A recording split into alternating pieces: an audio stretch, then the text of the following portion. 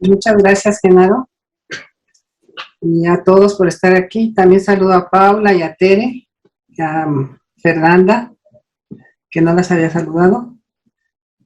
Y les voy a presentar un trabajo que ya había estado haciendo desde hace tiempo, pero que no me he dado el tiempo ni el ánimo para prepararlo para su publicación. Y entonces, aprovechando que estamos en este seminario, y aprovecho para decirles que si quieren participar como ponentes en este seminario, pueden preparar su presentación como artículo y podemos publicarlo, que ese es uno de los objetivos de este seminario.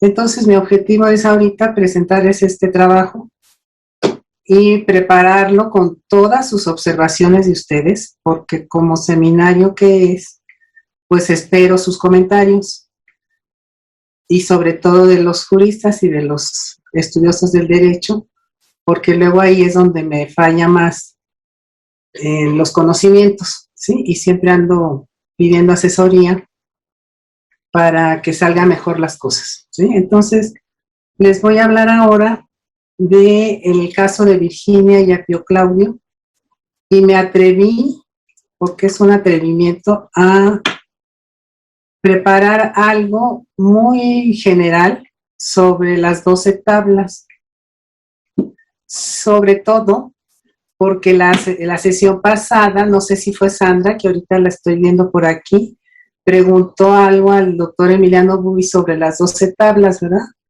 Y luego Emiliano Buis contestó que no era su tema, pero que sería bueno que la siguiente sesión tuviera el hilo conductor de las 12 tablas.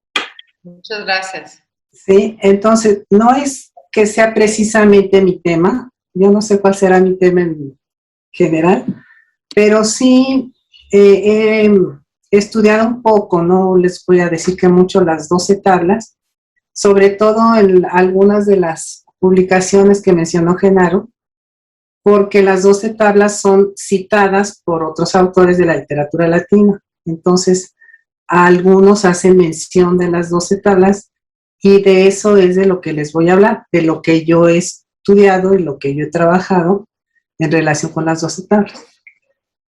Les voy a compartir una presentación que preparé para ustedes. Como pueden ver, escogí un color muy ad hoc a la temporada de la primavera que empezamos, así que me gustó el verde con el blanco. Espero que sea claro y se vea bien, ¿sí? Empiezo con, les voy a leer y a platicar, y ustedes me dirán, si me interrumpirán si algo desean saber. Como introducción les voy a leer que la monarquía en Roma terminó por la voluntad del pueblo, que se inconformó por un hecho reprobable como fue la violación de Lucrecia, y ante los intentos de Tarquinio de regresar al poder, se nombraron entonces 2 magistrados, los cónsules. A causa de la desigualdad que había entre patricios y plebeyos, estos exigieron un cuerpo de leyes escritas. Para tal efecto se nombró una comisión compuesta por 10 patricios, a la cual se le denominó decemviri, déjenme ver, a la cual se le denominó decemviri legibus scribundis consulari potestate. Las imágenes que les voy a mostrar son básicamente textos, pero por supuesto no es todo lo que les voy a leer, son los pequeños resúmenes de lo que tengo aquí escrito. Esto sucedió en los inicios de la República Romana en el año 451 a.C. La comisión se convirtió en una forma de gobierno en Roma, que aunque efímera, dejó una base importante y sustancial en la historia del derecho romano. Esto es, la redacción de la primera legislación romana, conocida como la Ley de las 12 tablas, la Lex Duodecim Tabularum, y también llamada Decemviralis Lex, la Ley decemviral. A quien se le puede llamar líder de los decemviros es a Apio Claudio. el mismo que causó el derrocamiento de esta forma de gobierno, pues estando en sus funciones correspondientes y haciendo uso de su poder, trató de abusar de una joven llamada Virginia. Seguramente ustedes ya conocen la historia, pero aquí se las voy a contar basada en otras cosas. Vamos a ver. Esta historia de Apio, Claudio y Virginia ha sido analizada desde el punto de vista histórico y moral, principalmente. Por mi parte, intento entender el aspecto jurídico de esta historia, de esto que rodea a estos personajes. Para tal fin, me he basado en 3 fuentes clásicas. Una es Pomponio, el libro del Enquiridión, que así lo conocemos, el libro singular Enquiridi, contenido en el Digesto, en el libro 1, título 2, los parágrafos 2 al 53. También me basé en Tito Livio, en su obra Apurbe Condita, en el libro 3, los parágrafos 44 al 58. Y la otra fuente es Dionisio de Halicarnaso, en su obra Romanique Arcaiologia, Antigüedades Romanas, en los libros 10 y 11. Pomponio fue un jurista del siglo II después de Cristo. Tito Livio, un historiador romano que vivió en el siglo I antes de Cristo. Y Dionisio de Halicarnaso, un historiador de origen griego que vivió en la época de Augusto, al igual que Tito Livio. En este sentido, a ver si Manuel me da palomita. En este sentido, estoy utilizando 2 fuentes históricas y una jurídica, lo que, si se me permite, está dentro de esta temática de literatura y derecho, ya que estos autores forman parte de la larga lista de obras de la literatura clásica. Les voy a hablar del decemvirato, de esta comisión, ¿sí?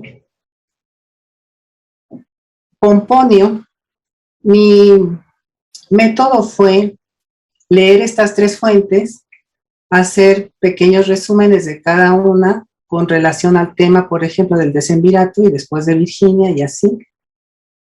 Y les repito, lo que les estoy mostrando es un resumen de lo que les voy a leer. Pomponio cuenta que en un principio los reyes gobernaban todo y que bajo su reinado había leges curiatae, sin orden, las que después de expulsados los reyes fueron invalidadas, quedando el pueblo sin ley ni derecho y se rigió por la costumbre durante 20 años, que es el derecho consuetudinario no escrito. Entonces se eligieron 10 hombres, es lo que cuenta Pomponio, con autoridad pública para que pidieran leyes a las ciudades griegas, lo que se comentó la sesión pasada. Dichas leyes, dice Pomponio, fueron grabadas en tablas de marfil, lo que discrepa de otros autores y de otras fuentes, y fueron colocadas en el foro. Aquí les puse el latín in tabulas evoreas y en el foro en prorrostris, para que pudieran ser vistas. A los decemviri se les concedió un sumo derecho, el sumum ius. Eran los únicos que podían corregir e interpretar las leyes y nadie podía apelar de sus decisiones. Esta provocatio ad populum es de lo que vamos a hablar mucho con la historia de Virginia. Pomponio utilizó la palabra provocatio haciendo una clara alusión a esta provocatio ad populum. Es decir, es el derecho que tenían los ciudadanos de apelar ante el pueblo y exigir justicia. Otro dato que a mí me llama la atención de parte de Pomponio es que dice que participó un tal Hermodoro de Éfeso. Y cuando menciona esto lo dice en latín así, auctorem esse Hermodorum quendam Ephesium. Y entonces yo me quedé pensando que qué quiere decir con eso de autor.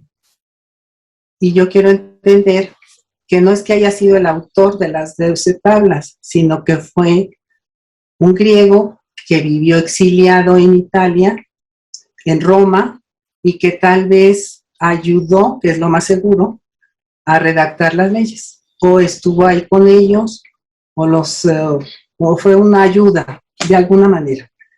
Esa es la redacción.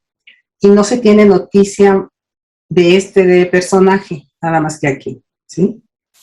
También Pomponio, si es un jurista, pero es el único, según yo, y creo que sí, así es, que nos da una historia del derecho, que trata de transmitir una historia del derecho. Es sabido que tras la expulsión de los reyes, se inició el periodo de la República, con 2 cónsules a la cabeza, y con la figura del tribuno de la plebe, de los que llegaron a ser nombrados hasta 10 que ejercían el cargo al mismo tiempo y quienes tenían la facultad de promulgar leyes para el pueblo. En este contexto, el historiador Tito Livio explica que primero se envió una comisión de 3 patricios a Atenas para que copiaran las leyes de Solón y estudiaran instituciones, costumbres y derechos de otras ciudades griegas. A su regreso se decidió nombrar decemviros con autoridad inapelable para que gobernaran por un año, ¿verdad? Y también se decidió que aquel año no hubiese ningún otro magistrado. La dirección del decemvirato estuvo en manos de Apio Claudio, por gozar del favor de la plebe. Al terminar el año de gobierno de los decemviros, se divulga el rumor de que faltaban 2 tablas. Se nombra entonces un segundo decemvirato, siguiendo a la cabeza el mismo Apio Claudio. Desde el primer día de ese segundo decemvirato, dice Tito Livio, hubo terror. Imagínense la escena, hubo terror, pues cada uno de los decemviros se presentó con sus faces y cada faz tenía un hacha como para mostrar su poder. Esto nos cuenta Tito Livio. Nada sirvió de ayuda al pueblo tras no contar los ciudadanos con el derecho de apelación. Casi al final del segundo decemvirato se añadieron las 2 tablas de leyes a las 10 del año anterior y se expusieron en público. Y aquí dice Tito Livio, grabadas en bronce, ¿sí? Llamadas la ley de las 12 tablas. Por su parte, Dionisio de Halicarnaso señala que cuando los embajadores llegaron a Atenas con las leyes, Apio Claudio fue nombrado cónsul junto con Tito Minucio. Pero antes de ejercer el cargo, a Apio Claudio le surgió la idea de elegir a 10 personas, las más ilustres del Senado, para que gobernaran un año con autoridad sobre todos los asuntos de la ciudad. Añadió que durante ese tiempo quedaran abolidas todas las magistraturas. Estos hombres seleccionarían las leyes traídas por los embajadores y las adaptarían a la ciudad. Si el Senado las aprobaba y el pueblo las votaba, serían válidas. Ya ratificadas, vuelve a insistir, Dionisio de Halicarnaso, se grabaron en bronce y se colocaron en el agua. Traté de buscar imágenes sobre estos temas y encontré algunas, no muchas. Aquí están los decemviros reflexionando sobre las 12 tablas, ¿sí? Y ahora les voy a hablar de las 12 tablas. Retomando lo que se dijo al principio de que a causa de la desigualdad que había entre patricios y plebeyos, estos exigieron un cuerpo de leyes escritas. De manera muy general me referiré, lo que ya les dije, a la ley de las 12 tablas, cuyo contenido es breve, conciso. Por lo tanto, es muy complicado para los que nos dedicamos a la traducción traducirlos, porque son fragmentos, se conservan porque otros autores han escrito lo que conocemos de las 12 tablas, investigadores las han como pues organizado de manera que como se presentan, pero en la realidad pues no sabemos si así fue, ¿no? Lo que se conocemos. Y se dice de manera general que la influencia griega que tuvieron las 12 tablas, se señalan 3 aspectos. La adopción de la ley por el pueblo reunido en asambleas, su publicación escrita en soporte material y el principio de igualdad social. Yo pues no propongo o me imagino o puedo comentar que quienes se dediquen al derecho griego podrían hacer una investigación sobre la influencia que tuvieron de Solón o de Licurgo o como dice Pomponio, de las diferentes instituciones que habían en Grecia, ¿sí? Pero claro, lo que se hizo en Roma pues fue adaptado a la sociedad romana, como es natural y como es lógico, ¿no? Los principales principios de las leyes son salvaguardar el patrimonio, la autoridad del pater familias y la fijación de castigos. O sea, la ley de las 12 tablas trata muchos temas. Por ejemplo, dentro del patrimonio se habla del campo, del comercio, de los campos del vecino, del hurto de cosechas, de deudores insolventes que fueron sometidos a la potestad del acreedor, de la tala de árboles. En fin, hay muchos temas. Dentro de la autoridad del pater familias, pues por supuesto se habla de la situación de la mujer que está sometida al pater y al pater familias, que podría ser el esposo o el abuelo, incluso, ¿no? El padre, ese es un dato importante y fuerte, el padre tenía derecho de vida y muerte sobre los hijos. Y sobre la fijación de castigos, de lo poco que he trabajado de las 12 tablas, yo me he encontrado con que si robaban intencionalmente un campo o la cosecha del vecino, hasta los podían quemar vivos, por ejemplo, ¿no? Eran leyes que tenían castigos muy, muy fuertes. Por ejemplo, los castigos podían ser multas, azotes, cadenas, confiscación de bienes, esclavitud, pena capital. Esa puede ser por medio de el ahorcamiento, de la hoguera. Dependía, por supuesto, del delito o del crimen que se cometiese. Se habla de hurto de cosechas, de magia, de ladrones nocturnos, de deudores insolventes, de tala de árboles, de jueces corruptos. Fíjense, se prohibía enterrar a los muertos dentro de la ciudad. Se prohibía llorar a gritos en un funeral, por ejemplo, ¿sí?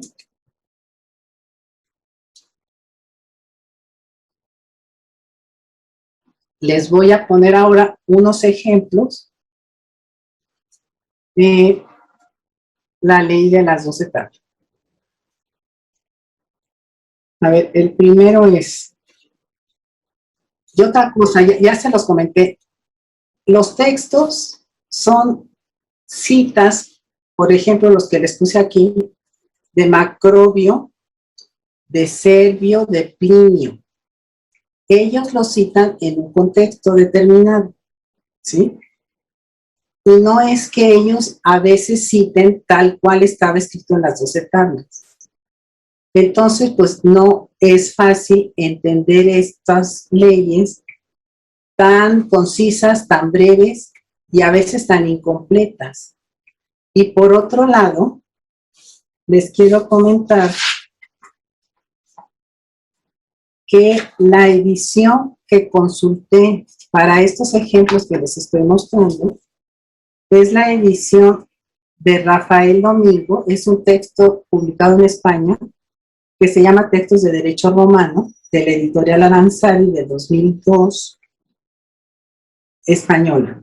Y sigue la edición de Burns, cuidada por Gravenwitz. Y estas ediciones supongo que son las más recomendables, las más necesarias de consultar. Porque buscando en internet me encontré ciertas diferencias. Por ejemplo, yo quería encontrar la ley que habla del parricidio, pero en esta edición de Rafael Domingo no encontré la ley del parricidio. Entonces, pues sí, es un tema que hay que dedicarse a él y saber exactamente qué edición, pero yo creo que esta que está usando Rafael Domingo es la correcta. Quien trabajó este tema de la ley de las 12 tablas se llama Esteban Varela, y yo lo que les comento es que conservo la traducción de esta edición y no me atrevo a hacer mi propia traducción, aunque sí me atrevo a hacer algunas reflexiones, que son las que les voy a decir ahorita. Por ejemplo, dice, si por la noche alguien cometió un hurto, y fíjense cómo está escrito faxit, porque hasta con eso, como que es un latín muy antiguo o es un latín, pues tal vez no el clásico que estamos acostumbrados a ver. Si por la noche alguien cometió un hurto y lo mató, sea muerto, cae esto, sea muerto conforme a derecho, iure, ¿sí? En esta ley puedo comentar que está hablando de ladrón nocturno, y en otras leyes que le siguen va a hablar de ladrón diurno y va a especificar si el ladrón era un hombre libre, si el ladrón era un esclavo, si el ladrón era un menor de edad, y entonces el castigo era diferente para cada uno de ellos. Si era libre, era azotado y entregado al que robó. Si era esclavo, dice la ley de las 12 tablas, era arrojado por la roca Tarpeya. Y el ladrón impúber, o sea, el jovencito, era azotado y dado en noxa, o sea, entregado para resarcir el daño. Otro ejemplo. Y estos tres ejemplos que siguen son sobre la magia. Y yo los conocía antes, estas leyes, porque estuve trabajando a Apuleyo. Y si conocen ustedes a Apuleyo, es un autor interesantísimo que escribió una obra que se llama Apología o Discurso en Favor Propio, y él era un abogado, aparte de que es el que escribió el Asno de Oro, ¿sí? Y es el que escribió este cuento de Cupido y Psique, por si no lo conocen. Muy recomendable. Bueno, él cita las 12 tablas, ¿sí? Y como yo estuve un tiempo estudiando su obra, me encontré con estos ejemplos que son los que les voy a tratar de explicar. Como él fue acusado de magia por haber enamorado a su esposa, que se llamaba Prudentina, él se defiende a sí mismo de esa acusación, porque si no iba a acabar hasta muerto o exiliado y con sus bienes confiscados. Y para defenderse, entre su discurso, que es largo, menciona y cita la ley de las 12 tablas. Y cita estos tres leyes. Dice uno, quien hubiera causado un mal mediante recitaciones mágicas, y dice la otra, ley. Quien mediante conjuros hiciera desaparecer las cosechas ajenas, y la siguiente dice, ni atrajeras a tu fondo con encantamiento las mieses ajenas. A ver, voy a tratar de explicar una por una. Los que saben latín van a notar que la ley que dice qui malum carmen incantassit, así es como se encuentra la cita de Plinio, ¿sí? Y pues la oración está como incompleta. Y la traducción que me dan, pues claro que es más clara, ¿verdad? Quien hubiera causado un mal, qui malum, quien hubiera causado un mal mediante recitaciones mágicas. Les explico entonces que incantassit, a mi modo de ver, tendría que ser incantavisset, para que pudiera ser ese pluscuamperfecto de subjuntivo. Y lo interesante y bonito de esto es que ese verbo incantassit tiene en medio el verbo cantar, canto, cantas, cantare. Y con la preposición in es un canto que se hace en un lugar determinado. Y eso, incantassit, significa que canta conjuros, que declara conjuros. Porque la palabra Carmen, aparte de ser poema o verso, también significa conjuro. Y se utiliza esta palabra para estas cuestiones de magia. Y la ley que sigue dice excantassit. Y si ven la preposición ex, quiere decir fuera de. Y entonces fíjense la diferencia. Porque ex significaría atraer desde fuera, o sea, hacia afuera más bien. ¿Sí? Porque dice, quien hubiera causado un mal mediante recitaciones mágicas es que se plantó en la cosecha o en el campo del vecino y ahí pues como que desapareció la cosecha, pero estaba dentro del campo. Y en la siguiente ley está desde el ejecito haciendo su conjuro para que la cosecha como que vuele, ¿no?, hacia su campo. O sea, son detallitos de las palabras en latín. Y en la segunda dice que mediante conjuros hiciera desaparecer, pues es que se me borra aquí, hiciera desaparecer los frutos ajenos,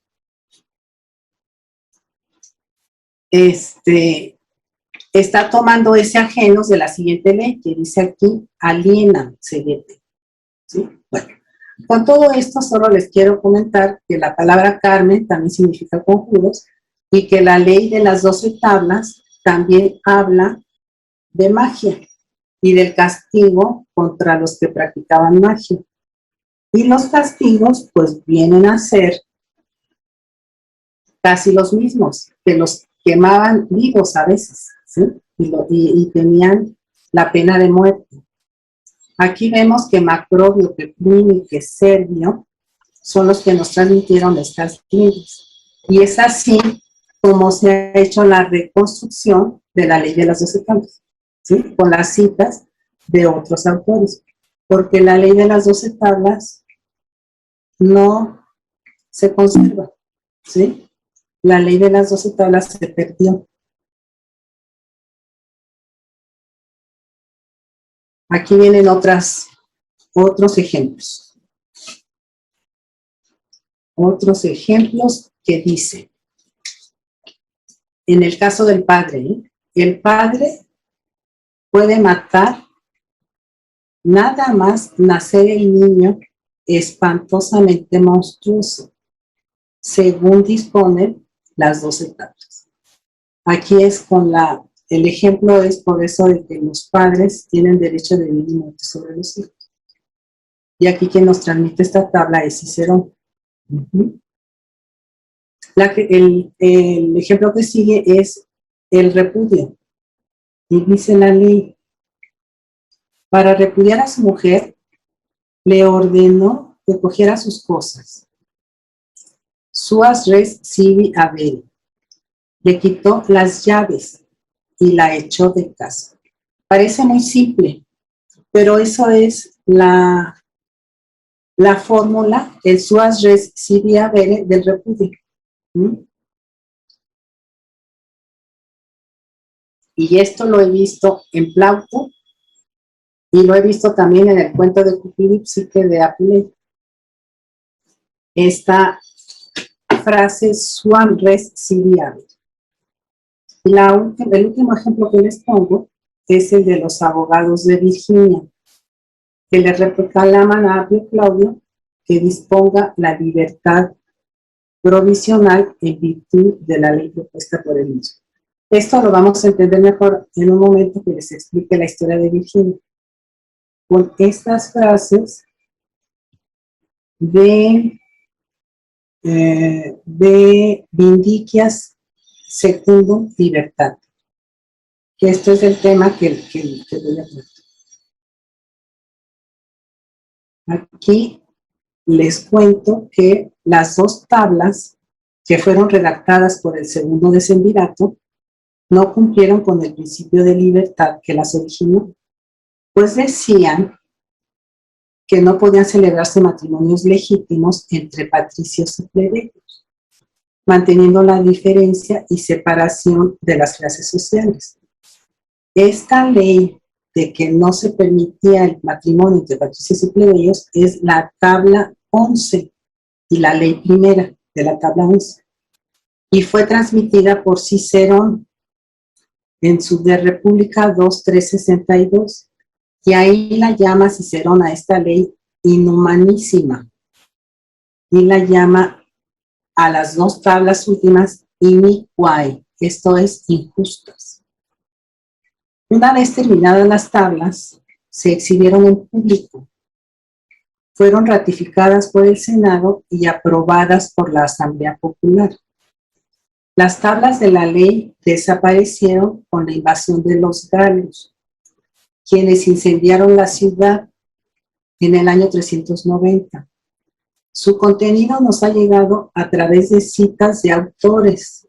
Ya vimos aquí Plinio, Servio y Macrobio, pero también con autores como Festo, Aulogelio, Varrón, Tito Livio, nada más ni nada menos, Tácito.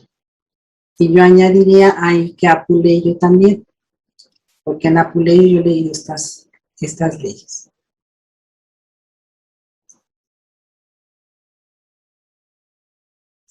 Bueno, ahora les voy a contar la historia de Virginia. Y también, pues, entre literatura, historia y derecho, pues ustedes ahorita se van a dar cuenta que es una historia muy bien que se puede sacar de una novela, o que se puede más bien hacer una novela de esta historia de Virginia y Apio Claudio.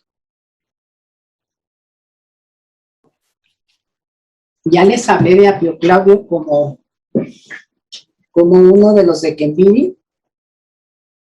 Ya les hablé de Apio Claudio como uno de los redactores de la ley de las 12 tablas.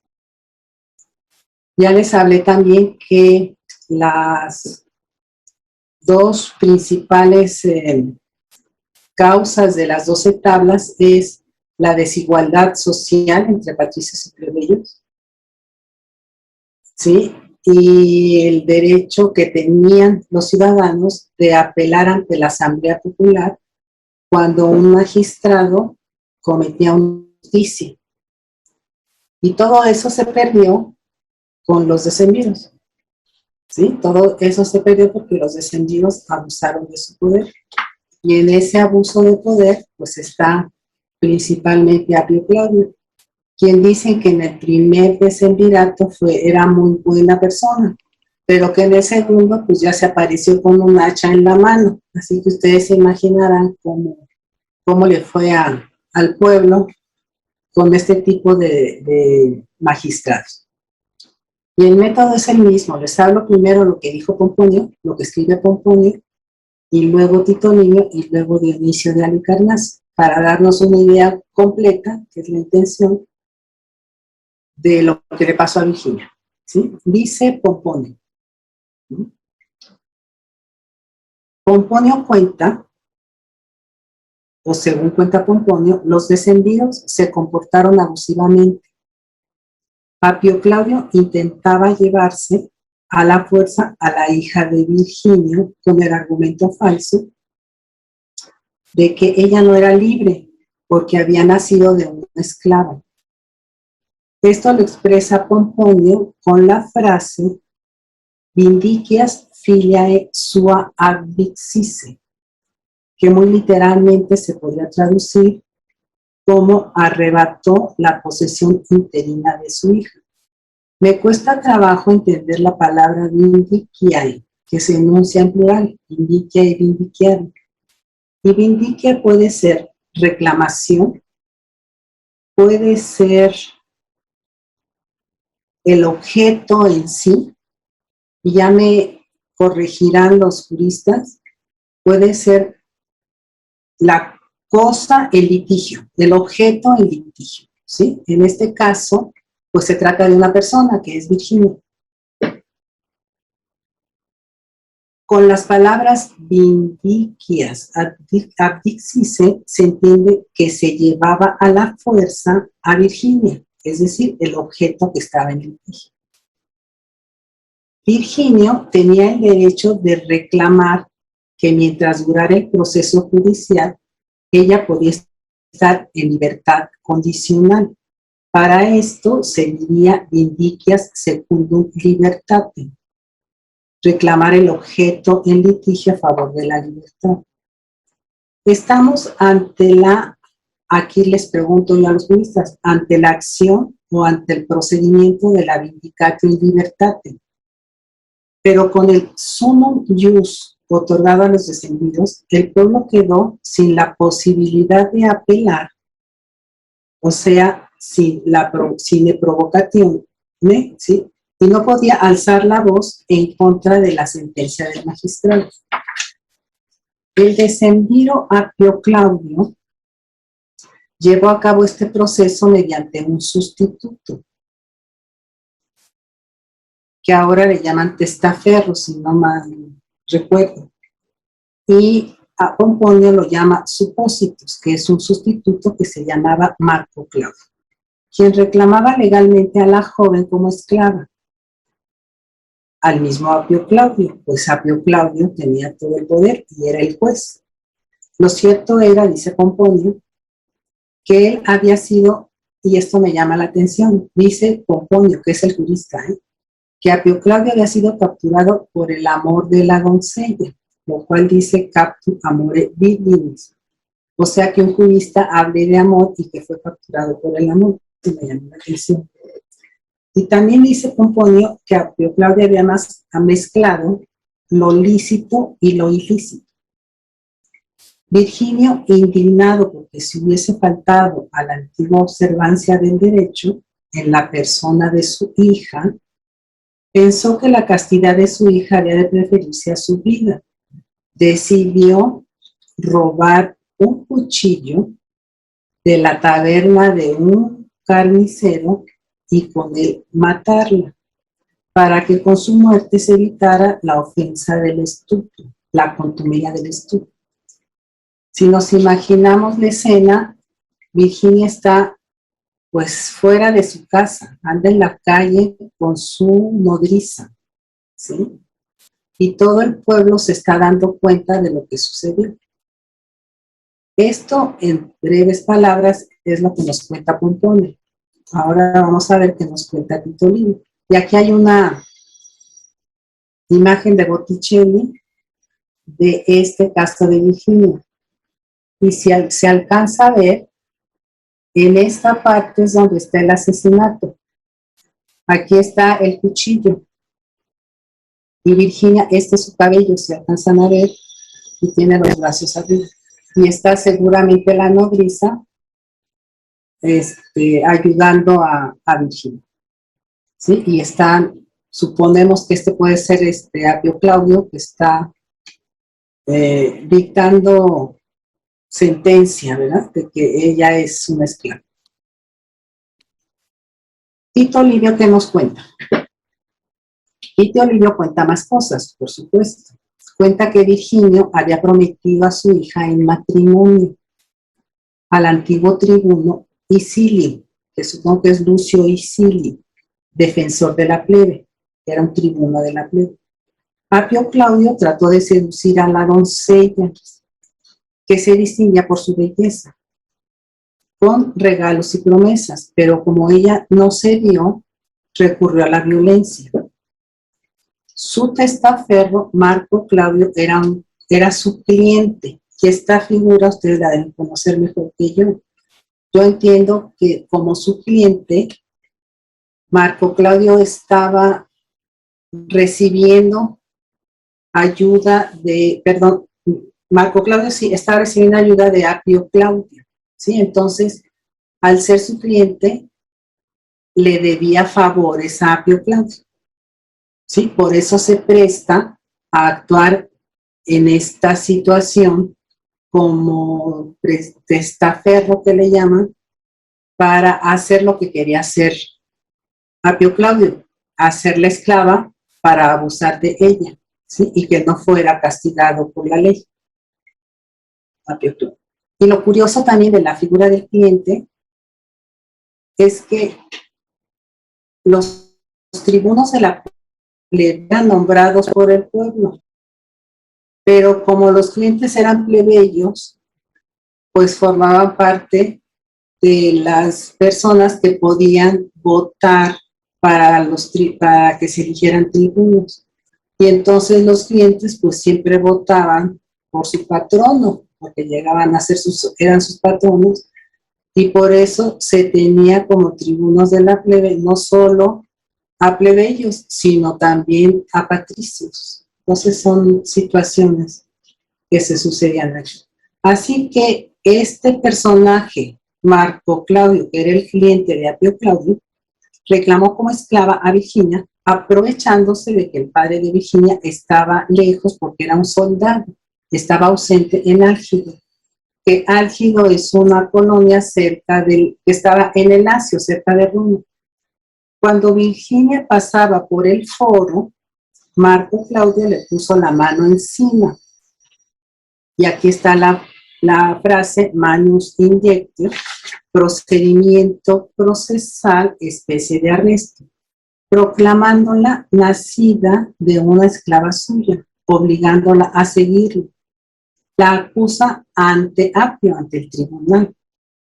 La nodriza de la doncella implora ayuda, por lo que se aglomera la gente, muchas matronas, que pide se conceda libertad provisional. Esta libertad provisional es esta frase que tenemos aquí, secundum libertatem vindicium, ¿sí? Que se concedía al objeto de litigio en favor de la libertad. Esta frase se va a encontrar con libertatem, con servitutem, también con la esposa, y ahorita van a ver, con la prometida, que es la esposa. Apio argumenta que conforme a derecho, en ese momento ella está sometida a la autoridad del padre, o sea, está bajo la manos del padre, pero que en ausencia del padre se debe quedar entonces con su supuesto dueño. Estas son las trampas que se inventa Apio Claudio para quedarse con la muchacha. Llegan en ese momento el tío y el prometido.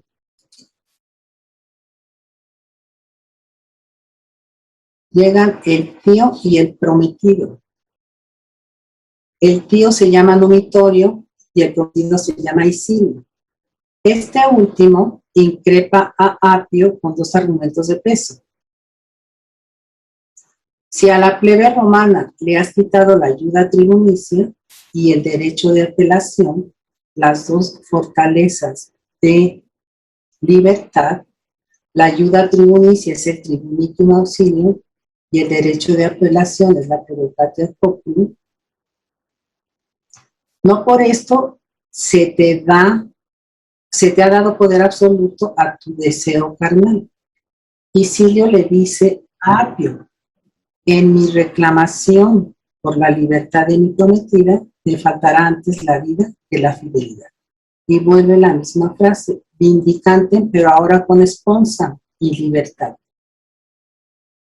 Apio, contra todo, decreta la esclavitud para la joven, o sea, la hace esclava. Ante tales argumentos, ante la actitud inconforme del pueblo, en el que las matronas con su llanto desempeñaban un papel importante, y ante la amenaza de una sublevación de la que hacía responsable a Isilio, Apio Claudio aplaza la sentencia para el día siguiente. El padre acude al foro vestido de luto, porque aparte de esto, el padre que estaba en el campamento van a avisarle de lo que está sucediendo y él regresa a Roma, ¿sí? Pero Apio todavía quiso hacer una trampa, porque quiso enviar otros mensajeros antes para impedir que él tuviera esa noticia de lo que estaba sucediendo en Roma. Pero pues le gana a esos mensajeros de Apio y entonces está ya en Roma Virginia, ¿sí? El padre acude al foro vestido de luto. Virginia va vestida de harapos. Esto cuenta Tito Livio. Pese a todo argumento y en presencia del pueblo, Apio decreta la esclavitud para la joven. Vindicias servitude, y ahora en vez de la promesa de libertad, ahora ya es esclava. Cuando Marco Claudio va a apoderarse de Virginia, lo recibe el lamento, el llanto lastimoso de las mujeres. Sucede lo ya referido anteriormente, el asesinato de la joven a manos de su padre. Al momento de atravesarle el pecho, el padre le dice a su hija, te devuelvo la libertad del único modo que puedo. Terrible paradoja, porque con la muerte le da la libertad.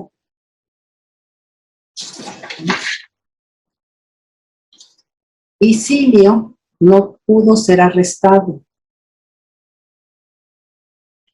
Virginio se hace de 400 aliados soldados y la multitud enardecida no escucha a Apio, que había subido a la tribuna.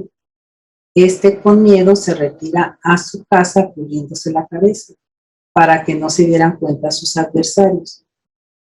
Ante la sublevación de los soldados y de la plebe, Roma queda despoblada. Los decemviros deciden ponerse bajo la potestad de los senadores. Y aparecen dos personajes importantes, Valerio y Horacio. Valerio y Horacio son jefes del ejército al que pertenece Isilio, son senadores, y ya después veremos que se convierten en cónsules, ya cuando termina toda esta historia. En este momento, entonces, Valerio y Horacio son enviados como legados para dialogar con la multitud, quien pide que les sea restituido el poder tribunicio, así como el derecho de nación, que es lo que hemos estado señalando durante toda la plática. Se le hace juicio a Apio, con Virginio como acusador. Pero antes de dictarle sentencia, se informa que los ecos y los volscos preparan la guerra contra Roma. Apio queda encarcelado y se dio muerte antes de que llegase el día del juicio. Apio Claudio. Se forma un ejército fuerte y antes de salir a la guerra, se expusieron en bronce las leyes decemvirales, que tienen el nombre de la ley de las 12 tablas. Espurio Opio, otro decemviro, tuvo un final igual que el de Apio. Se suicida también, aunque no se señala cómo. Ya después Dionisio de Halicarnaso nos va a decir cómo se suicida Apio Claudio. Los tribunos estudio tuvo un final feliz, igual que el de Apio. Los tribunos confiscaron los bienes de los dos. Los restantes descendidos fueron exiliados y sus bienes fueron confiscados. Marco Claudio, el cliente de Apio, fue exiliado. Tito Livio finaliza diciendo que Virginia fue más feliz muerta que viva. Está feo, ¿verdad? Esto de... Esta es otra pintura que encontré. Y aquí, pues no sé si este es el padre y esta es Virginia, que está ya desfalleciendo.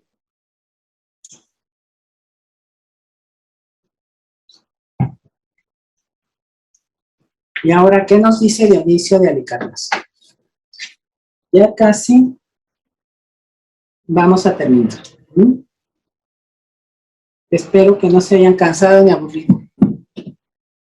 Vamos a ver ahora qué nos dice Dionisio de Halicarnaso. Apio la vio, o sea, Virginia, cuando ella leía en casa de su maestro, pues las escuelas estaban alrededor del foro. Aquí en el seminario tenemos a una profesora que fue la que me invitó a este tema, ¿verdad, Paula?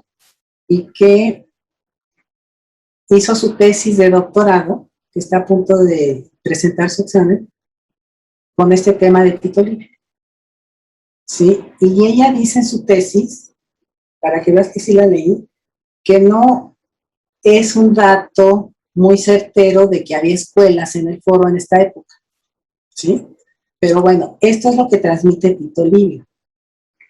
Apio la vio cuando ella leía en casa de su maestro, pues las escuelas estaban alrededor del foro.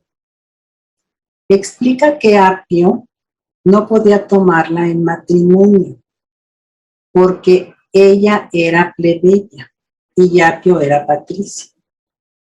Y el mismo Apio Claudio había escrito en la ley decemviral, en la tabla 11, la ley primera, que se prohibía la unión entre patricios y plebeyos. La palabra jurídica es el connubio. Ella estaba prometida a otro hombre, y la palabra prometida en latín es sponsa. Y él tenía, Apio Claudio, una esposa legítima. Además de que despreciaba a la clase social a la que pertenecía Virginia, y sin embargo quería abusar de ella. Fue precisamente este del segundo decemvirato el que redactó las dos últimas tablas, donde se introdujo esta ley que refleja el conflicto de clases a la que Cicerón llama inhumana, como ya lo dijimos. Y no solo inhumana, sino muy inhumana.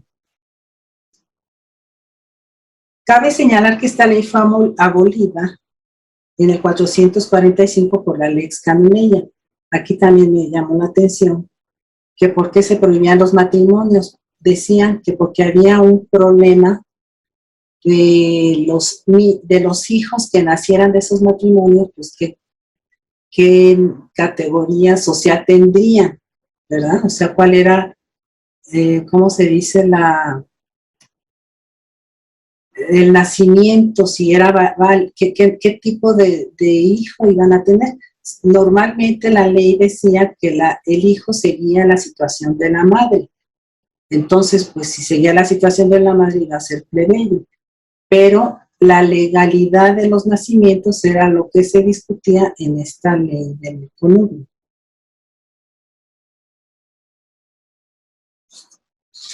Así que cuando Apio da la resolución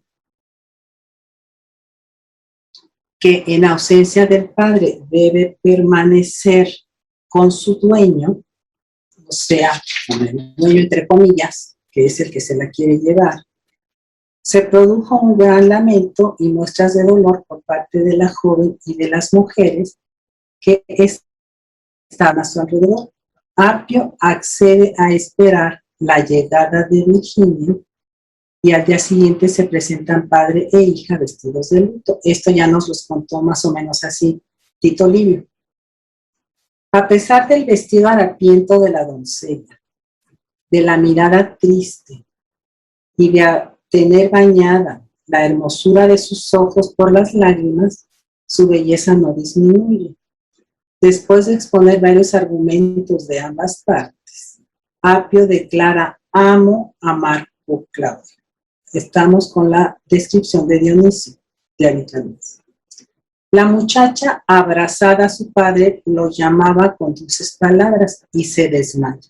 Y aquí me llamó la atención que en todas las otras narraciones Virginia no habla, si se dieron cuenta. Y aquí con Dionisio, dice Dionisio que llamaba a su padre con dulces palabras y se desmaya. Virginia la sostiene, la besa y le seca sus lágrimas. Decide entonces agarrar el cuchillo de una carnicería cercana y se lo entierra en las entrañas diciéndole: libre y virtuosa te envío a tus antepasados. Numerio e Isilio permanecen alrededor del cuerpo. Virginio se va al campamento de Álgida, también ya nos lo contó Tito Livio. Apio convoca al pueblo en asamblea pensando que todavía tenía a su favor, pero los hombres de Valerio, que es aquel senador que después se va a convertir en tribuno de la plebe, depositan el cuerpo a la vista de todos. Pocos se reunieron con Apio, los más siguieron a Valerio. Los familiares preparan el funeral, exhibiendo el cuerpo por las principales calles de la ciudad. Los decemviros son derrocados. Valerio y Horacio fueron nombrados cónsules. Lo que yo les decía, Virginio acusa a Apio. Este fue conducido a la cárcel hasta el juicio, al cual no llega porque se suicidó, y aquí da el dato Dionisio, estrangulándose. Nomitorio acusa a Espurio Opio, otro de los decemviros, quien igualmente es llevado a la cárcel donde muere. Los demás se exilian y sus bienes son confiscados para el tesoro público. Isilio acusa a Marco Claudio, quien le echó la culpa a Apio, obviamente, de cometer el delito. Se le perdonó la vida, pero fue condenado a exilio perpetuo. Este es el final de la historia. ¿Sí? Y esta otra pintura, aquí está el padre, ¿sí? Y acá está Virginia. Y acá suponemos que es Apio Claudio.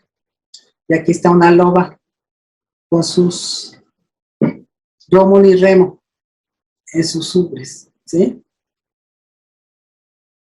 Y fíjense que esta pintura luego la encontré en un grabado, que es la misma pintura, pero en un grabado, y luego yo no entendía por qué decía grabado y decían los dos autores, Monzó y Guillón.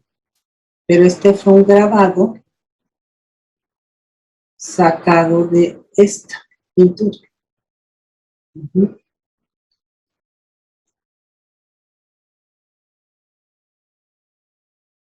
Conclusiones. Ustedes me van a poder ayudar a dar otras conclusiones, tal vez, o más o menos. A ver, a mí se me ocurrieron estas. Dice, les voy a leer lo que yo tengo. El tratamiento de Virginia ha sido en general de carácter moral. Y desde una perspectiva de género podemos decir, ella vivió en una sociedad androcéntrica, que fue una mujer violentada, débil, abusada. No habla en las fuentes a excepción de Dionisio. Solo se percibe que llora, que abraza a su padre y que después de decir palabras dulces se desmaya. Los hombres deciden por ella. Apio Claudio decide declararla esclava para abusar de ella sexualmente. El padre la promete en matrimonio.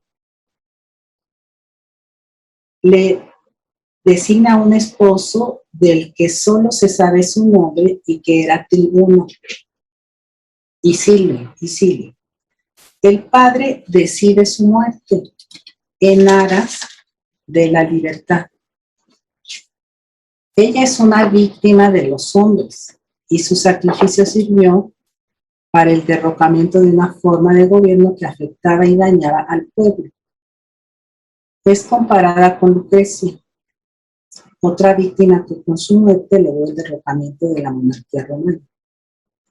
Y en el caso de Lucrecia, después tuvo un tratamiento hasta cristiano, que es una mujer que se suicida, ¿sí? Y a Virginia la mata, pues, ¿no? La asesina, por decirlo de algún modo. Pomponio transmite, obviamente, una visión más general y más jurídica del hecho. Tito Livio da una visión más completa, centrándose en el derrocamiento y en la reinstalación de las magistraturas que eran las del consulado y las de los tribunos de la plebe. Dionisio de Halicarnaso, a mi modo de ver, da un testimonio más profundo a la figura femenina en su relato. Tal vez hay que decir más sensible, pues señala que entre la multitud hay matronas llorando y que cuando es declarada esclava por Apio Claudio, Virginia llora, abraza al padre y le dice palabras dulces. Se desmaya antes de ser apuñalada por su padre. Valerio muestra al pueblo el cuerpo inerte de Virginia, o sea, son ya cosas más fuertes, ¿no? Que lo anda mostrando ante el pueblo. En los tres relatos, la asamblea del pueblo fue la que llevó a cabo el juicio en el que los descendidos fueron despojados de su cargo. Es Pomponio quien lo señala claramente con la frase consensu populi. La asamblea del pueblo logró el cambio.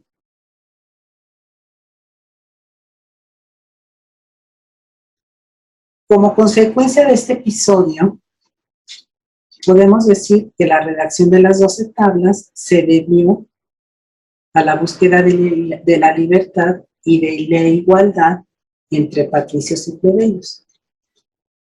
El final de esta historia es la causa de la segunda secesión de la plebe, con la cual los patricios cedieron e instauraron de nuevo las magistraturas que ya he comentado varias veces, el consulado y el tribunado de la plebe.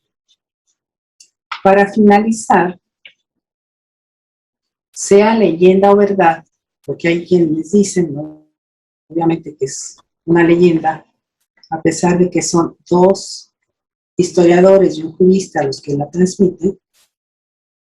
Para finalizar, sea leyenda o verdad, esta historia de Virginia, el hecho que un jurista y dos historiadores y otros escritores como Cicerón se hayan ocupado de esta historia es significativo. Todos estos autores muestran la posición que tenía tanto la mujer como el hombre en los inicios de la República. Su lucha por la libertad y por defenderse de las injusticias de los magistrados que los gobernaban.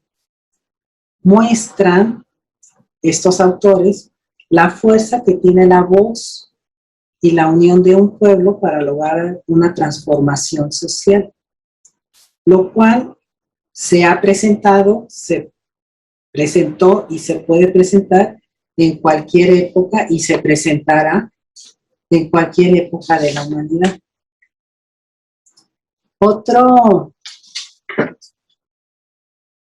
Otra parte de este trabajo que no sé si valga la pena y ustedes me dirán, es hacer una lista de todas estas frases jurídicas y darles una explicación jurídica, como para que se entienda más esta historia. Hasta aquí es mi presentación. Estoy a sus órdenes para platicar. Todavía, pues obviamente me falta introducir muchas bibliografía, muchas citas de los tantos artículos que he leído para darle más cuerpo a este trabajo. Voy a quitar la pantalla para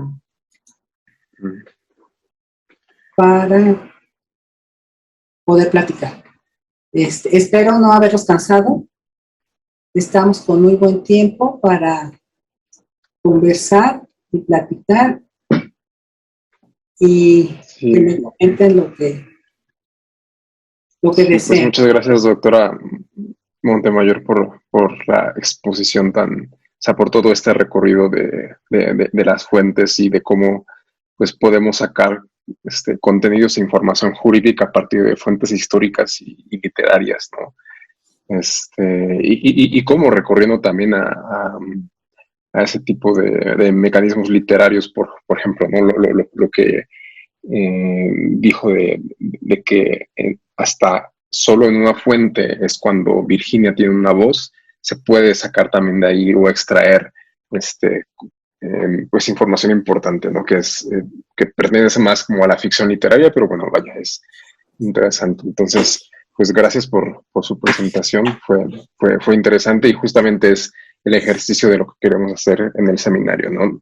De buscar pues esas conexiones entre la literatura jurídica y la literatura, ¿no? Bueno, en el sentido de una creación literaria.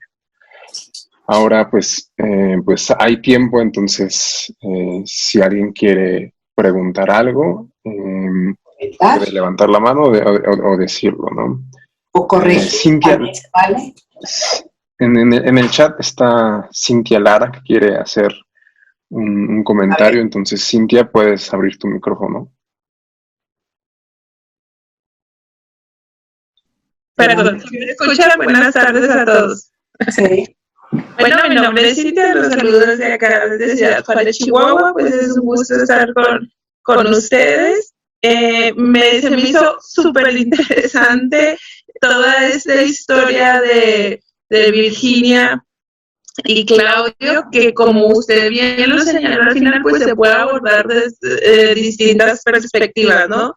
El papel de la mujer, de las leyes, todo esto. Pero a mí hay algo que me llama la atención, es cómo se utiliza el amor como un argumento para transgredir la ley, ¿no? Porque él dice, me enamoré, se enamoró de ella, ¿no? Y ese es su argumento y tergiversa lo que él mismo escribió, pero él la toma, ¿no? Y dice, bueno, ya sé que es plebeya, no la puedo tomar, bueno, pues es esclava, pero entonces sí la puedo tomar.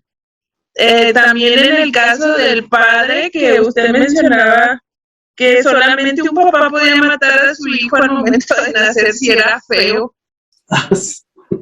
Y vemos cómo él la mata, pero él la mata como en aras de amor, voy a salvar a mi hija, está justificable lo que estoy haciendo, ¿no? Porque quiero buscar su libertad, que ese también sería otro tema, verlo entre la esclavitud y la libertad. Y recuerdo también en Apuleyo, en el relato de Psique y Cupido, o sea, cómo también se maneja esa transgresión por amor. Él debe de acabar con Psique porque la comparan con la diosa, con la madre de Cupido, pero él la salva porque se enamora. Ella con las hermanas las mata en amor a su esposo, a Cupido, al que no puede ver. Entonces a mí me llama eso mucho la atención, me brinca ahí, ¿no? O sea, como este argumento de lo visceral se justifica para todo, y como bien decía, aunque las leyes están establecidas, pues se toma según convenga, ¿no? Entonces, ese sería por mi parte. Muchas gracias. Muchas gracias a ti. Me da gusto que estés desde Chihuahua por acá acompañándonos.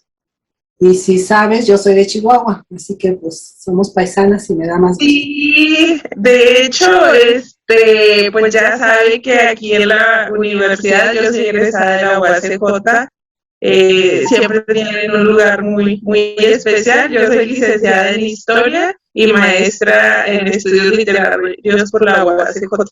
Ah, muchas gracias. Bueno, si se dieron cuenta, en estas 3 fuentes que consulté y que hablan de Virginia, paradójicamente, curiosamente, interesantemente, Pomponio es el que habla de que fue capturado por el amor.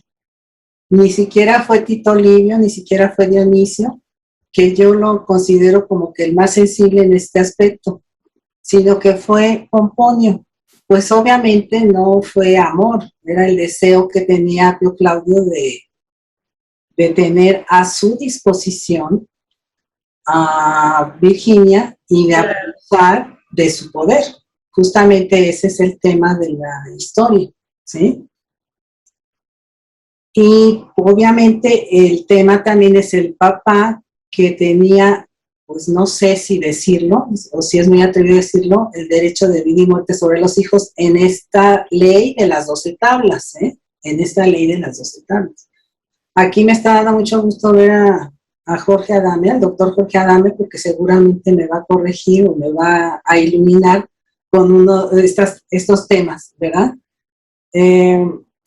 Y sí que efectivamente no lo había yo visto así.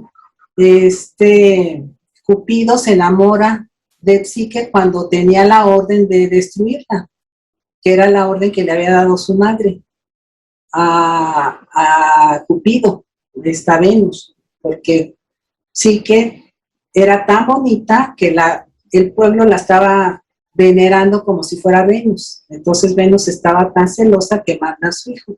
Pero efectivamente, aquí yo creo que ya sería otro tema, porque sí hay amor con Cupido y Psique, sí se casan y viven muy felices para siempre, como en los cuentos de hadas. Pero aquí con Apio no era amor, era el deseo pues carnal, sexual, decirlo así, de poseer a una mujer, de abusar de ella a la luz del día y a la frente de todo el mundo, porque así era la magistratura que tenía. Por eso insistía yo mucho que no podía el pueblo defenderse y que no había tribunos de la plebe que ayudaran al pueblo a defenderse. Y por eso sucedió esto, ¿sí? Pues más o menos lo que te puedo contestar. Muchas gracias. Y gracias por participar, Cintia. ¿Alguien más? ¿Tiene alguna otra pregunta o comentario que quieran hacer? Jorge. Doctora Adame, por favor, doctor. No tiene apagado su... Ya, listo. Ya, muchas gracias. Te agradezco mucho, Marta, por este seminario y esta exposición que es ilustrativa. Nos hace ver muchas cosas acerca de la ley y acerca de las condiciones por las cuales se publicó la ley. Yo tengo algunas preguntas más que observaciones. Una es, estos relatos son del siglo I y después de Cristo y posteriores, ¿no? Sí, porque, los relatos son de los autores que vivieron. Livio vivió en el siglo I, en la época de Augusto, ¿sí? Y Dionisio de Halicarnaso también. Pero esta época en la que se centran es el siglo V, que es el primer decemvirato en el 451 a.C. Ok, sí, entonces son relatos de acontecimientos que ocurrieron hace 400 o 500 años. Sí. Y no tenemos noticia de cuáles son las fuentes de estos autores? Pues lo que se dice es que fueron a Grecia. Tito Livio. ¿Cuáles son las fuentes claro. de Tito Livio, de Pomponio, de Dionisio? No sabemos. Pues tal vez Pomponio, su fuente es Tito Livio, justamente. Yo creo, porque Pomponio es del siglo II después de Cristo. Okay. Y entonces tal vez hasta el mismo Dionisio fue su fuente. Y de Tito Livio, la verdad no sé cuáles serían las fuentes de Tito Livio. A lo mejor después Paula nos podría ayudar, que es la que es especialista en Tito Livio. Sí, entonces, como sea, tenemos un relato de acontecimientos que sucedieron 4 o 5 siglos antes. Sí. Entonces, evidentemente no tenemos mucha seguridad de que el relato se refiera a hechos reales. No. Decía, no tenemos mucha seguridad de que el relato se refiera a hechos que realmente ocurrieron. Así es, sí. Como dices, si es leyenda o si es verdad. Así es, ajá. Hay una cosa que me llama la atención, es la disyuntiva tan tajante entre esposa o esclava. Como no puede ser esposa, entonces la hace esclava. Así es. Pero podía ser su concubina. Pero fíjate, es que era una joven doncella que vivía con su padre, que ya estaba prometida a otro muchacho. O sea, era plebeya, pero era como de familia, decente, podríamos decir, que no se prestaba esto. Hasta lo que he visto, leído, es que las esclavas pues sí podían ser las concubinas y no había ningún problema, y por eso él la quería convertir en esclava. Sí. Ahora también había adulterios, por supuesto, ¿verdad? Y las mujeres casadas se metían con otros y era adulterio, y eran acusadas de adulterio también. Claro. Entonces, él tendría que haber sido juzgado por la ley, porque dice Pomponio, la contumelia del estupro. Sí. Sí, es una ofensa a una violación, aunque no la llama violación, la llama estupro. Sí, entonces parece que digamos que la intención de Apio Claudio no es solamente la de pasar un rato con ella, sino la de tener un poder sobre ella.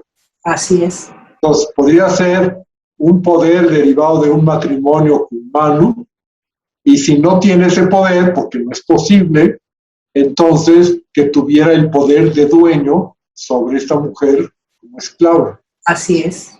Sí. Pero es tan tramposo Apio Claudio que para eso se contrata a Marco Claudio, que es su cliente.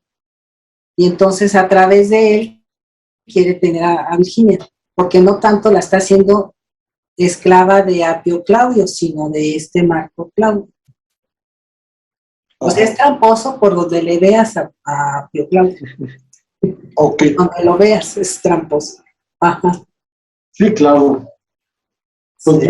muchas gracias, da mucho que pensar Sí. esta historia, es historia dramática. Sí, pues es como una historia novelada la que hace Tito Livio aquí. Y más vale muerta que esclava, o más vale muerta que esposa de ese hombre. Sí, ajá. Muy bien. Gracias, Jorge. A ti. La maestra Paula López pide la palabra. Sí.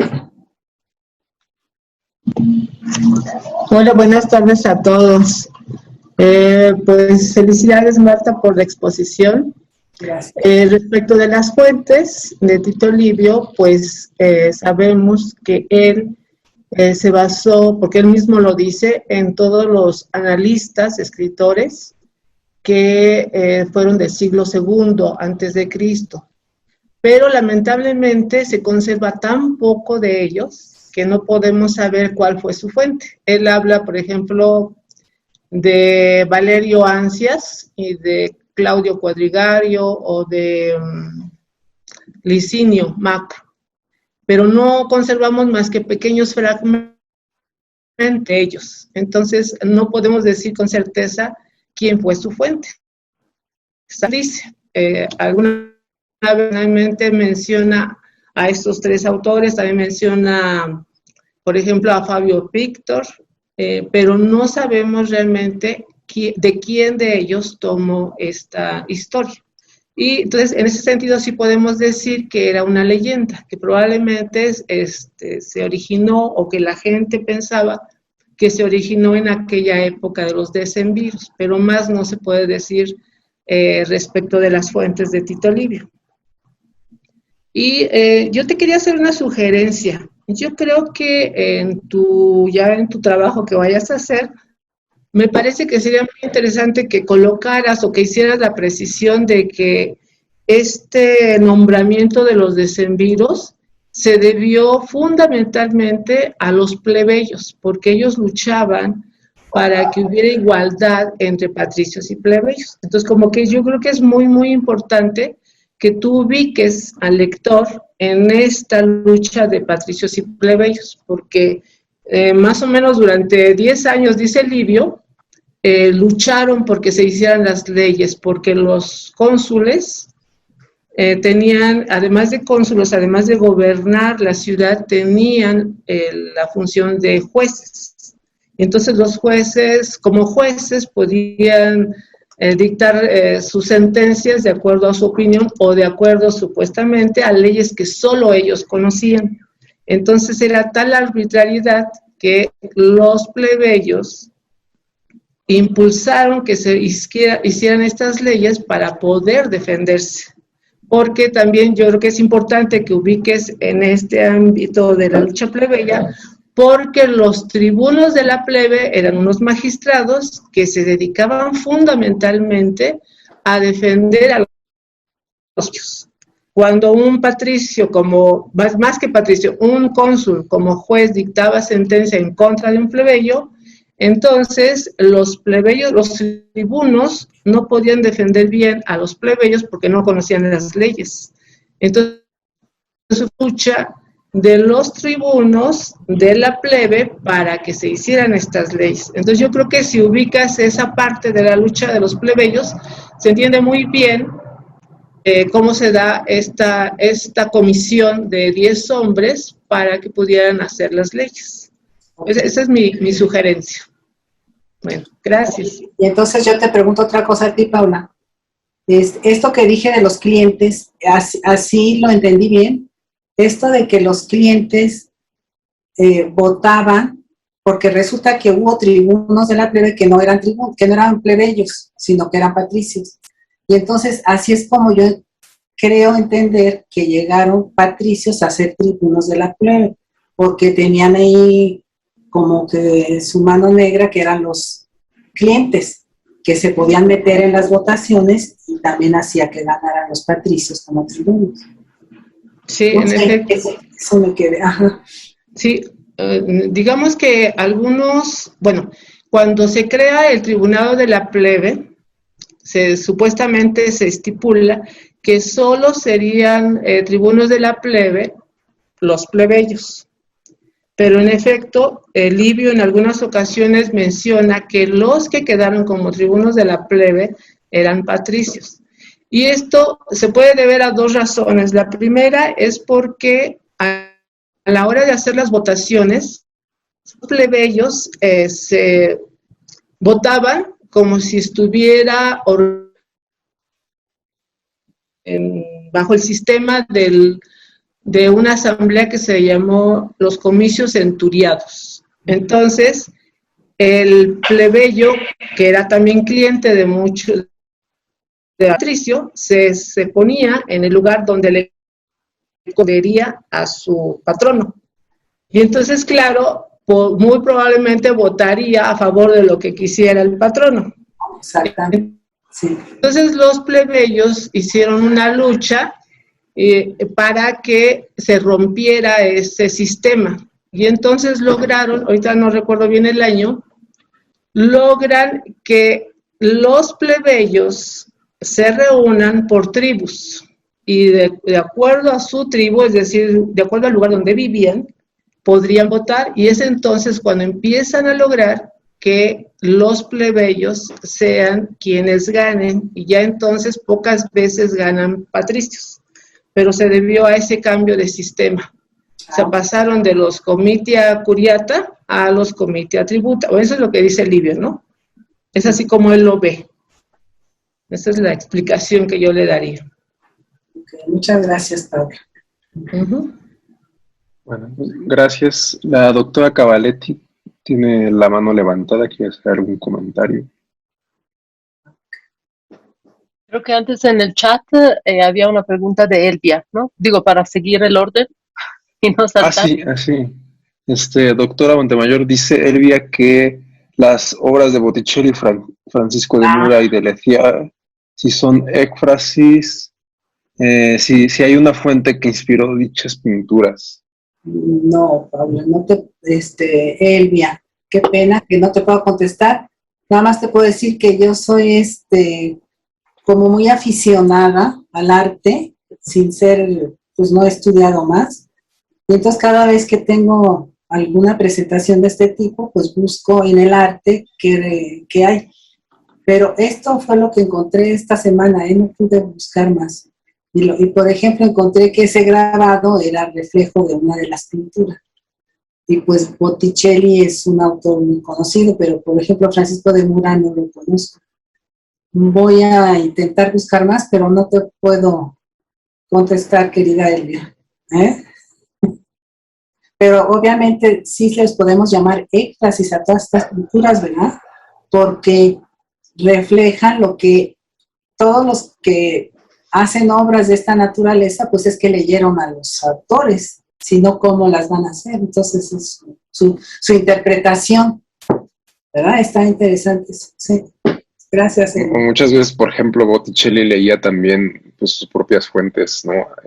Contemporáneas, a Petrarca, a Dante, a lo mejor, ¿no? O sea, a lo mejor se inspiró en un episodio donde Dante explica lo de Virginia, ¿no? Pero bueno, pues,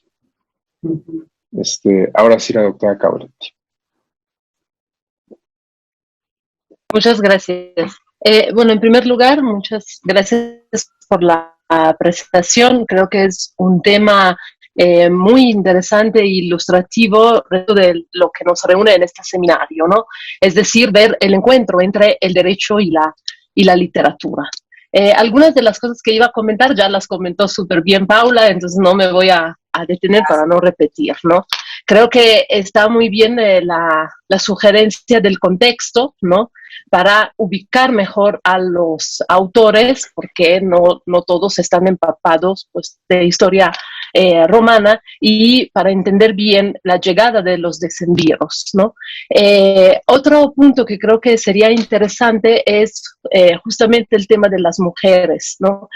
Si nosotros pensamos en los momentos más significativos de esta etapa que se considera la etapa de la Roma arcaica, primera etapa temprana de Roma, hay cuestiones interesantes respecto de la violencia que se hace hacia las mujeres en determinados momentos que abren un momento de crisis. Me refiero evidentemente al rapto de las Sabinas, llevadas a cabo durante el reinado de Rómulo, conforme pues, en cuanto se establece la comunidad romana, ¿no? Rómulo piensa en esta acción como una manera para poblar a la comunidad romana. Y pues todas las justificaciones, las fuentes, como bien decía el doctor Adame, no hay que olvidar que las fuentes que tenemos a disposición para la etapa arcaica están lejísimos en el tiempo. Entonces, tienen una visión que es la de, en muchas ocasiones, la de querer, digamos, edulcorar, ¿no? La historia y también preparar la historia antigua para que se vea que desde el inicio Roma está destinada a algo grande. Entonces hay que tener cuidado y por eso es importante pues, comparar las fuentes y contrastarlas entre sí, porque son fuentes lejanas, como lo decía también Paula, ¿no? A la historia. Muchas veces esas fuentes nos dicen que alguien dice, pero no nos ponen ni el fragmento, ni, o sea, la cita, como nos esperaríamos, y como no tenemos estas fuentes originales, pues tenemos que confiar en lo que nos están diciendo. Pero hay que recordar siempre pues este aspecto de la intención de estos autores que escriben durante la República de crear cierta historia antigua, digamos así. Entonces, el rapto de las Sabinas, luego viene el momento con el paso de la monarquía a la república, ¿no? El motivo, uno de los motivos de la caída de la monarquía es la violación que el hijo de Tarquinio el Soberbio hace en contra de Lucrecia, y ahora el tema de Virginia. Es decir, lo que intento decir es que podemos hacer una historia de esta etapa temprana de Roma enfocándonos en el papel de las mujeres. Y creo que es algo que pues, es un trabajo que queda pendiente. Es muy interesante porque en las últimas décadas se ha intentado enfocar un poco la atención en el papel de las mujeres. No participaban en la vida política, pero ahí están, ¿no? Entonces creo que también por ahí podría ser muy, muy interesante. Nada más. Muchas gracias, Judita. A Judita se las presento, es profesora de Historia de Roma e Historia de Grecia también, Judita. No, Historia de Roma en la Facultad de Filosofía y Letras, en la carrera de Letras Clásicas. Muchas gracias, Judita. Sí, ¿qué pasó, Gemma? Ahora tenemos la participación de Sofía Rojas. A ver, Sofía. Buenas tardes. Solo quería agradecerle por la oportunidad de participar, bueno, de estar aquí en el seminario, y muy interesante su exposición, doctora. Muchísimas gracias. Saludos desde Costa Rica. Qué bueno. Gracias a ti. Me da gusto que ahora con esta pandemia podamos tener contacto desde Argentina. ¿Dónde más me dijeron? Desde Chihuahua, ¿no? Ahorita me dijo que era de Colombia, ¿verdad, Sofía? Sí, entonces pues eso es una cosa muy buena que tenemos ahora, esta comunicación. Muchas gracias. Qué bueno. Oye, Eduardo también quiere participar. A ver, Eduardo. Gracias, Eduardo. ¿Dónde estás? Aquí, doctora. Aquí estás, ok. Nada más un comentario breve. Ya te extrañaba, Eduardo, que no me comentabas algo. A ver, dime. Sí, ¿verdad, doctora? Sí. Hay algo que los juristas como que ya lo tenemos muy, muy hecho, ¿no? Es decir, bueno, cuando se habla de los primeros esbozos del derecho romano, estaban estas instituciones jurídicas, y bueno, la clasificación que da Álvaro Dor sobre las etapas del derecho romano, pues la mayoría la tiene como aceptada. Entonces es algo que muchas veces ya ni se comenta. Sin embargo, creo que sería prudente, doctora, hablar de decir, bueno, a ver, estaba el jus vitae necisque, pero ya en derecho clásico eso es inimaginable, ¿no? Porque creo que si se dice de esa manera se puede quedar con la falsa idea de decir, sí, entonces los romanos aún asesinaban a sus hijos, o las reducciones a la esclavitud, o situaciones en las que sobre todo quien no es experto en el tema pueda llevarse una falsa idea de esta parte del derecho romano, ¿no? De decir, bueno, sí, al inicio, como todo derecho y como toda sociedad, pues tuvo un fundamento patriarcal y un fundamento también en la esclavitud, pero por diversos casos, pues esas instituciones jurídicas se fueron haciendo más flexibles, algunas hasta para desaparecer, ¿no? Porque ya en el derecho clásico, postclásico, ya no se escucha precisamente de este derecho de vida y muerte que se utilice, ¿no? Ni siquiera ya se exponen a los hijos, ¿no? Entonces, quizá esa parte de decir, bueno, ya posteriormente no pasaba esto o era inimaginable que sucediera,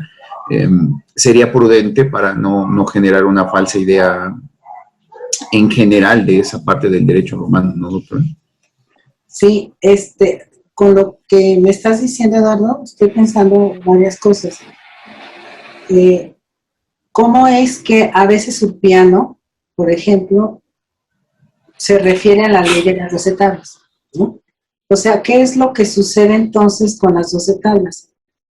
Caen en desuso las leyes, esta como que dices tú del derecho de vida y muerte sobre los hijos, pero sin embargo son un referente en la literatura jurídica, o estoy diciendo barbaridades, Eduardo. Entonces, De alguna manera se siguen citando por el mismo Cicerón, que era de la época finales de la República, y Plinio, y la siguen citando, pero como una referencia del pasado, y no sé, también como para dar un ejemplo en el presente, no sé cómo explicarlo. A ver. sí, claro, bueno, sí es complicado porque hacen como esta mezcolanza, ¿no? De que a veces hablan de la ley de las 12 tablas como si ya fuera derecho aún aplicable y a veces hacen referencia como si fuera un legado histórico, pero lo que pasa es que depende, si son las normas procesales, del derecho procesal, ahí sí ya no eran aplicables, porque esas sí definitivamente se cayeron en desuso para dar paso al procedimiento formulario y posteriormente al cognitorio.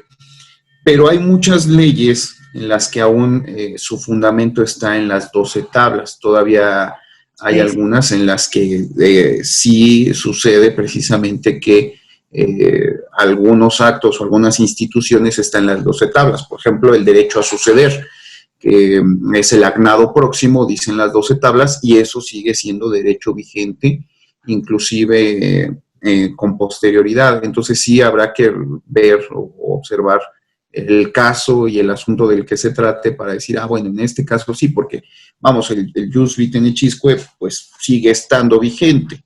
No obstante, cae en desuso.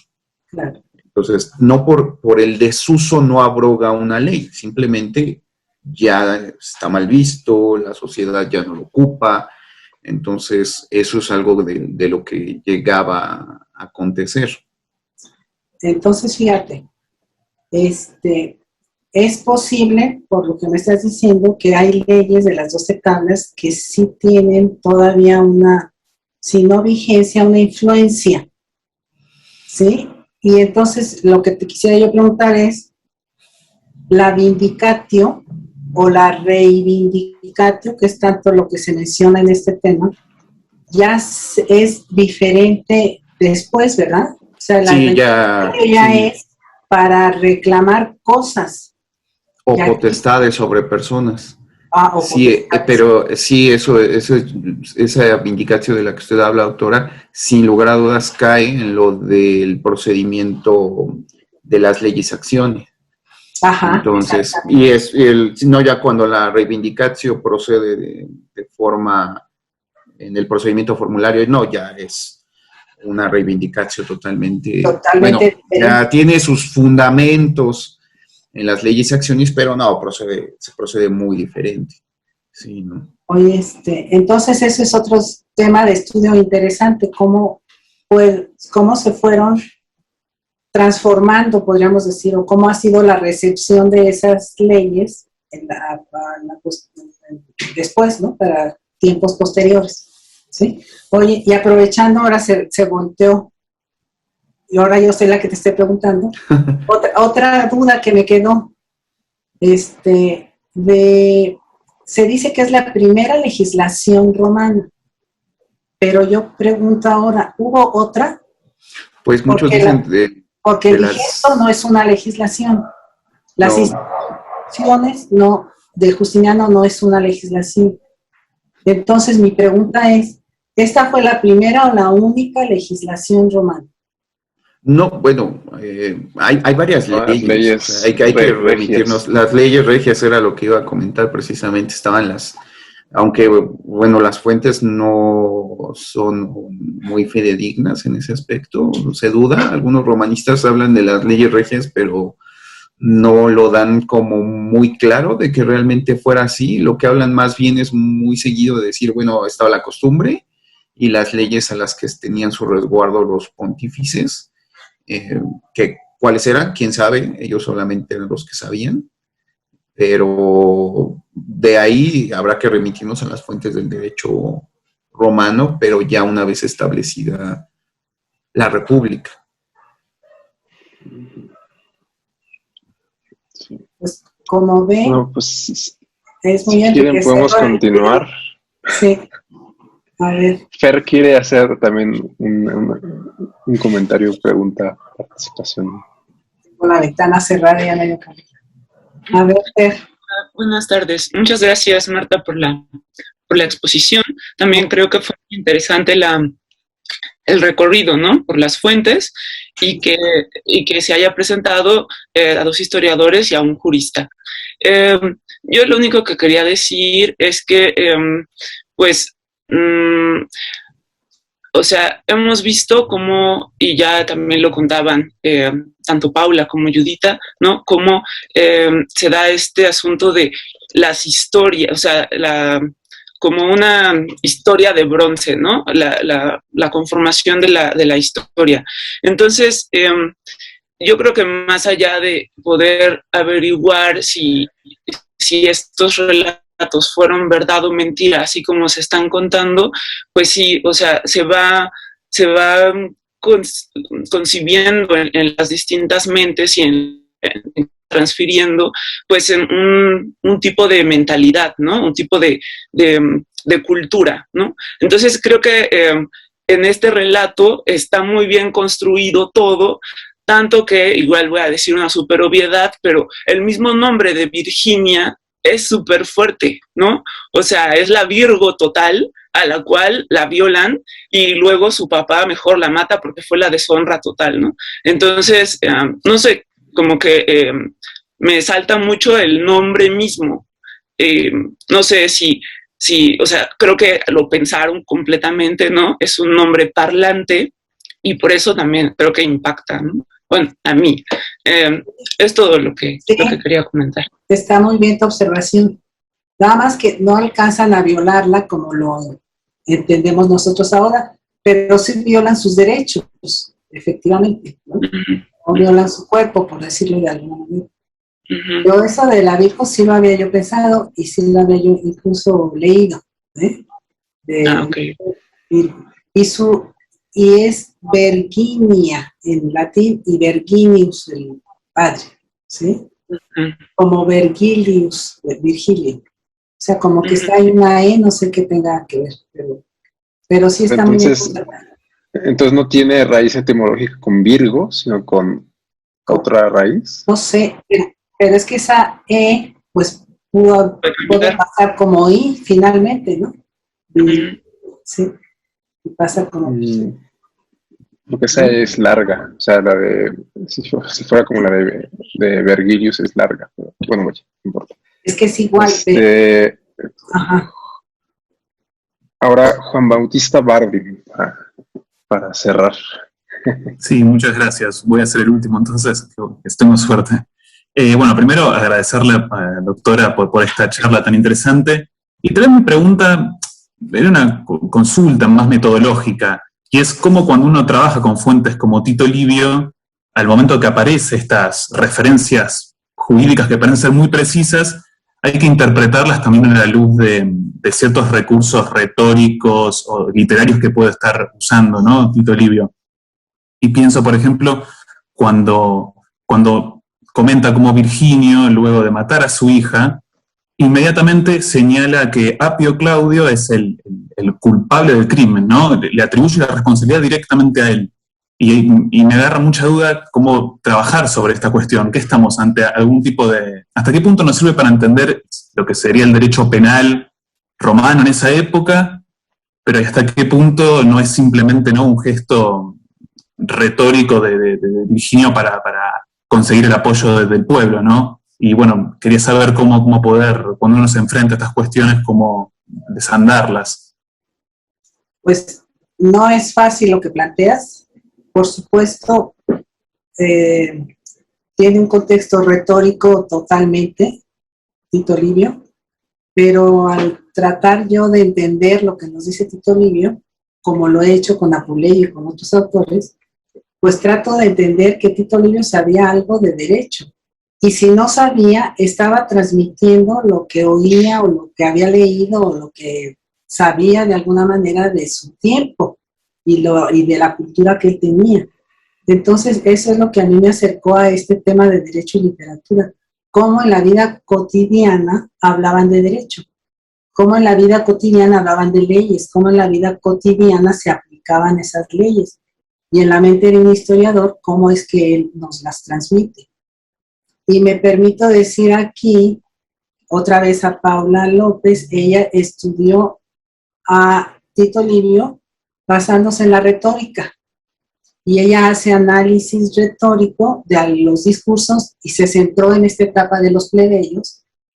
Ya la escucharemos en otra sesión, si nos va a hacer el favor, Paula, de participar. Entonces no se pierdan el siguiente capítulo de este seminario. ¿Sí?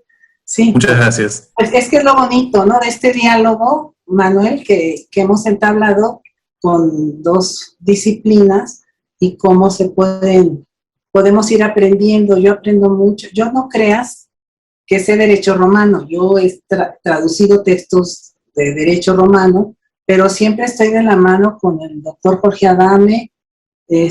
Antes teníamos otro compañero que era Gumecindo Padilla y siempre estoy detrás de ellos preguntando, investigando, leyendo y tratando de entender, porque yo no creo que entiendo todo, ¿verdad, Jorge? Porque no tenemos esa mentalidad de los que estudian derecho. Somos filólogos y tenemos otra mentalidad, entonces, pero combinarla pues nos enriquece, por supuesto, ¿sí? Y hemos trabajado pues, ya mucho tiempo. A la fecha, Jorge, yo no sé cómo he traducido esas cosas del usufructo y de la colate y esas cosas, porque no es cosa fácil. Y lo que les mostraba yo de las leyes de las 12 tablas, son frases tan pequeñas que cómo entenderlas. Pues las entiende uno en el contexto en que la cita Cicerón, en el contexto en el que la cita Plinio, solo así. Pero así solitas, pues no las entenderíamos. ¿Mm? Uh-huh. Pues muchas gracias. Sandra. Sandra, sí. Buenas tardes a todos. Gracias, maestra Montemayor, por su ponencia. Fue muy interesante. Yo quisiera comentar que, de acuerdo a ello, yo entiendo la ley de las 12 tablas, entonces, como el inicio del derecho o del poder judicial global, digamos, en bruto.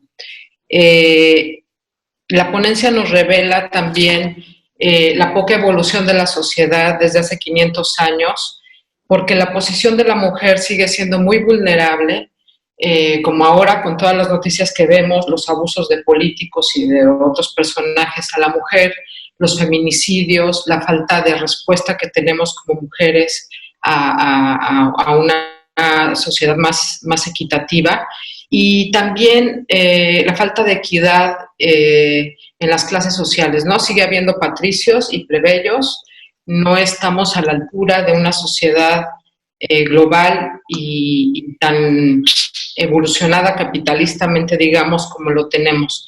Entonces, yo le agradezco mucho porque me hace pensar y meditar mucho al respecto y pues ver desde mi trinchera cómo puedo contribuir.